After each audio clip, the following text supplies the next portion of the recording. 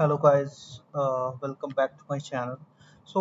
Today I will let you know what exactly is an H4 visa. Like if you already you're staffing, so you are very familiar about the H1 visa. But let me just elaborate you because sometimes we confuse what is H4 and H4 EAD. So basically these are the two things, right? H1B, sorry H4 and the H4 EAD, right? So I will let you know what exactly it is. So it's in a dependent visa of the H1B holders, like who's living in the United States, right?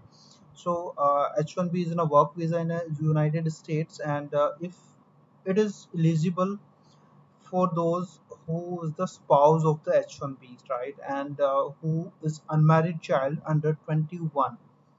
Okay, so this is the H4 because it's a dependent visa depend on the H1B. Suppose you goes to US on H1B visa, so you can invite your spouse or children under age of 21 on the H4 EAD, and H4 EAD is valid as long as the H1B is valid, right? So once it's your H1B is expired, so H4 is it will be automatically expire, right?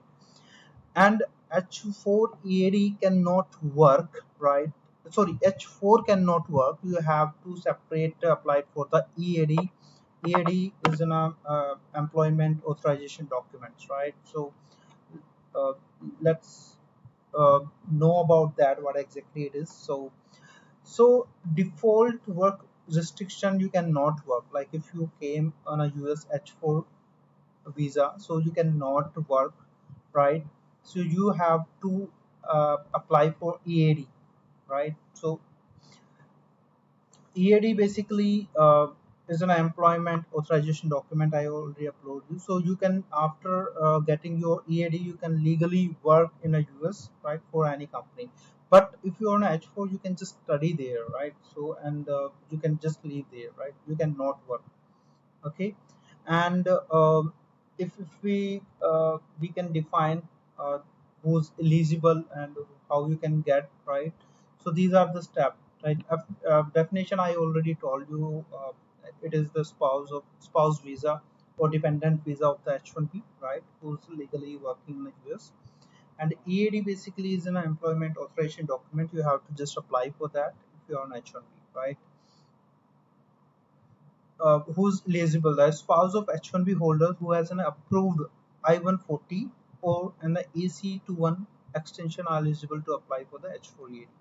How to apply? You have to go to the USCIS website. There's a form, is a I-765, right?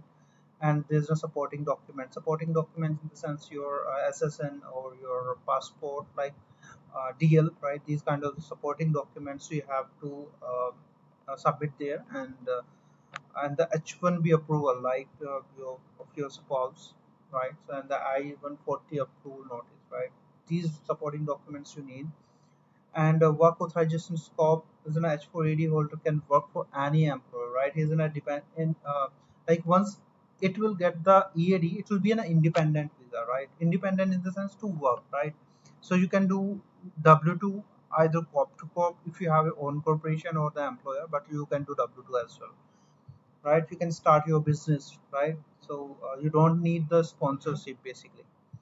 And career opportunity, there's lots of uh, career opportunity in the US, right? There's a very big market in the US, so definitely you can work and you can earn very good amount of money income, right? And path to green card at 4 EAD work history strength your immigration profile and support green card applications as well, right? So basically, once you will work there on a EAD, right, you will gain the experience, and you can just apply for the green card. There's a lots of process, but you have to go through that, right? So recruiter tips basically once you are dealing with the EAD. So what I have to do that I always ask for the EAD, physical EAD, and there's a core like category C26 for the H4 EAD authorizations, right? Always check the expiry date, right, for the EAD, right. It should not be expire, right. track H1B status as well. H4 EAD is tied to the spouse H1B status, so always check H1B as well, right? So there's lots of things, but there's a common mistake to avoid while dealing with an H4 EAD, right? Applying before I-140 approved. If you applied before the I-140 approved, right? So it will be a lead to denial, right? Skipping this step. Working without valid EAD card, you can never work without EAD card. You have to be within an EAD, right? Missing renewal deadlines. So once your card is going to expire, so you have to renew it before six months early. You have to file EAD renewal, right? You cannot do like once my EAD is going to expire within 15 days. Now I'm applying. No, you have to apply at least 6 months early, right? Because it took time to get the H4 EAD extension, right? And recruiter rejects H4 EAD because H4 EAD holds the full authorization, refusing to hire them may violate anti-discrimination laws, right? There's lots of laws, but honestly, that we work if he is in a valid EAD, H4 EAD, and he is like validity is about next 1 year, because most of the companies has a 6 month or 1 year contract, right? This is an overview of the EAD. So just let me know if you need any other visa details. I'll make a video on that. Thank you.